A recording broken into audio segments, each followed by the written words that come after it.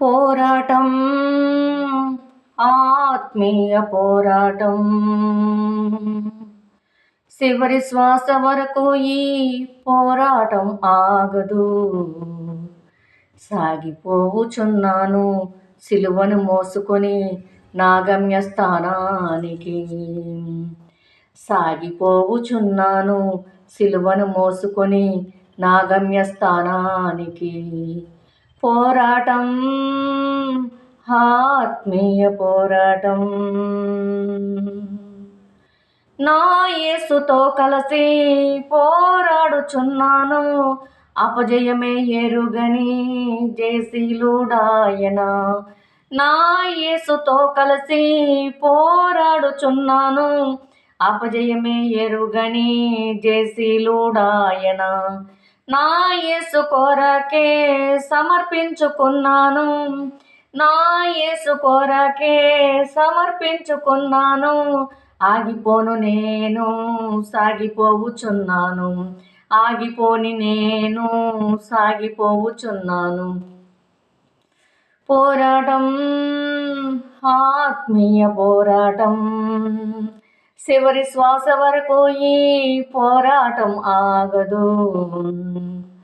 నా యేసు వెళ్ళిన మార్గము లేవని అవమానములైనా ఆవేదనలైనా నా యేసు వెళ్ళిన మార్గము లేవని అవమానములైనా ఆవేదనలైనా నా యేసు కృప నుండి దూరపరచలేవని.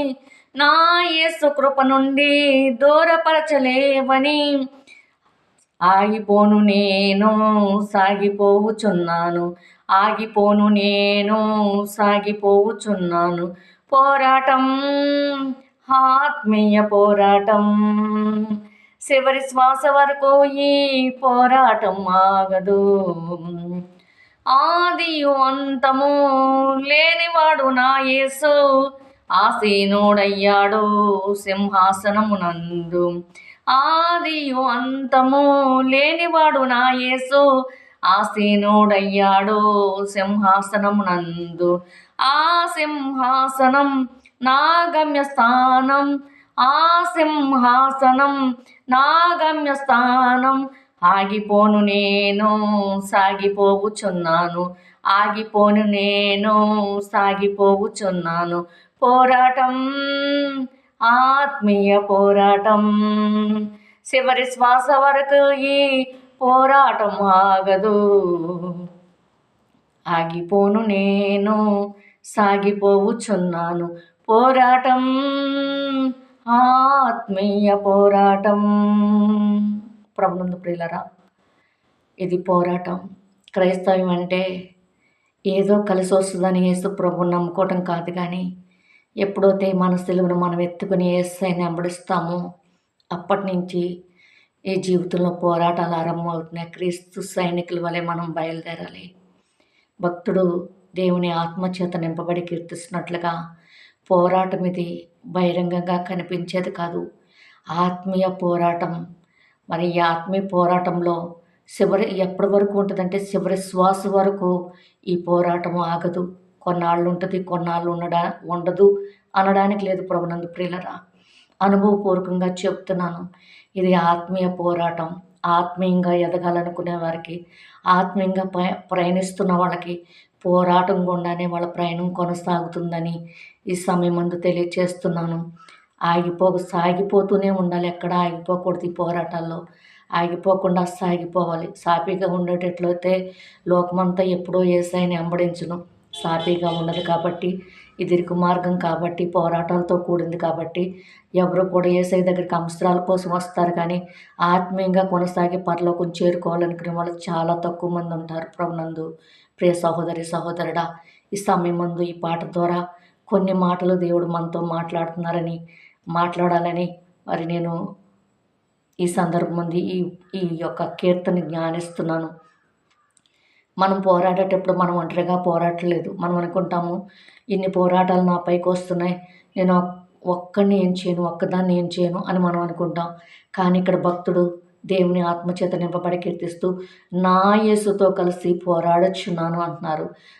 అపజయమే ఎరిగని జయశీలుడైన యేసయ్య మనతో ఉంటారు. ఆ పోరాటాల్లో ఉండి ఆయన అపజయం ఎరిగిన జయశీలుడు, జయ మార్గంలో విజయధ్వజం పట్టుకుని మన ముందు నడుస్తూ ఉంటారు ఆయన.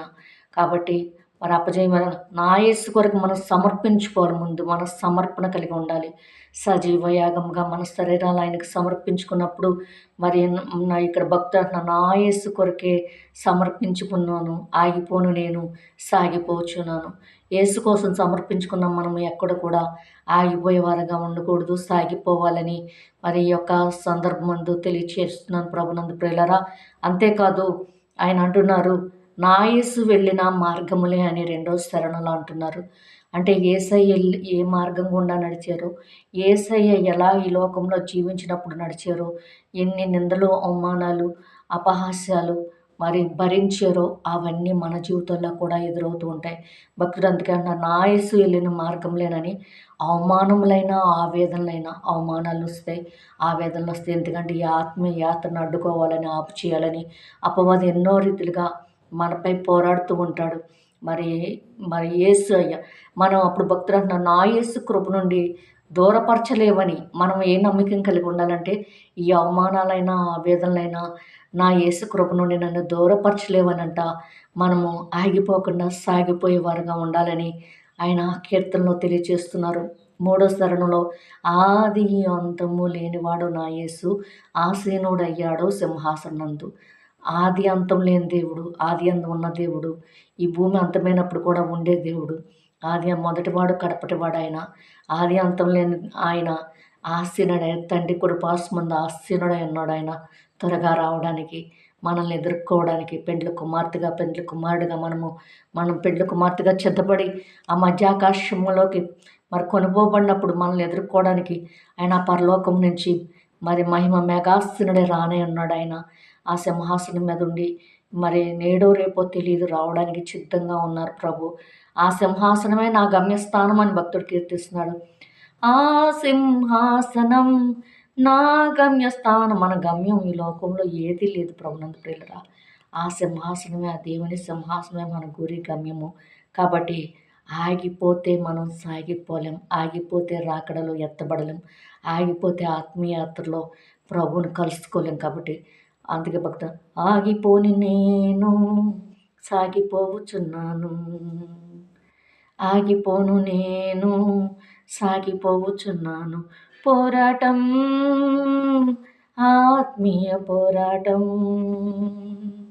చివరి శ్వాస వరకు ఈ పోరాటం ఆగదు. చివరి శ్వాస వరకు. ఎందుకంటే ఈ శరీరంలో ఈ ఆత్మ ఉన్నప్పుడే అపవాది తన యొక్క ట్రాప్లోకి లాక్కోవాలని ప్రతి క్షణం ప్రయత్నిస్తూ ఉంటాడు.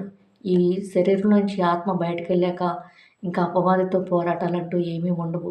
ఈ శరీరమే అన్ని ఆకర్షణలకు లోనవుద్ది, అన్ని బాధలకి నలిగిపోతూ ఉంటుంది. కాబట్టి ఈ శరీరంలో ఉండగా ఈ ఆత్మని బంధించాలని, ఈ ఆత్మని నిత్య నరకానికి పంపించాలని ఎన్నో పోరాటాలు కలిగిస్తూ పోరాడుతూ ఉంటాడు అపవాది. మనం పోరాడినది శరీరాలతో కాదు కానీ వాయుమండల సంబంధమైన దురాత్మల సమూహంతో, ప్రధానులతోటి, అధికారులతో, అంధకార సంబంధమైన మరి ఆకాశ మండలమందు వాయు మండల సంబంధమైన దురాత్మల సమూహంతో మనం పోరాడుతున్నామని ఎరిగి ఈ పోరాటంలో మనము ఎక్కడ ఆత్మీయత ఆగిపోకుండా ముందుకు సాగిపోయే వరకు ఉండే భాగ్యము మీకు నాకు దేవుడు మెండుగా అనుగ్రహించి దీవించాలని యేసయ్య నామముపేట అడిగి వేడుకుంటున్నాను తండ్రి. ఆమెన్.